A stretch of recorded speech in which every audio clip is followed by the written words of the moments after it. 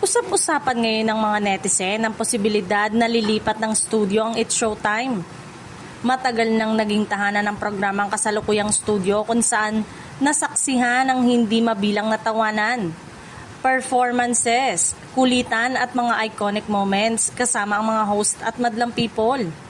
Kaya naman, nang magkaroon ng usap-usapan tungkol sa posibleng pagbabago ng studio, agad itong nakakuha ng atensyon ng mga taga-subaybay ng programa.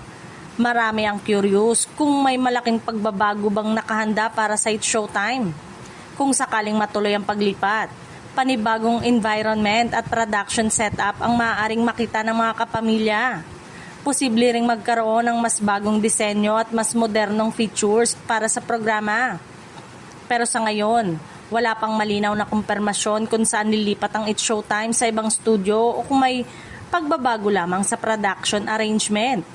Kaya ang tanong ng madlang people, bagong studio ba ang naghihintay sa It's Showtime o simpleng pagbabago lang sa production setup ang nakahanda?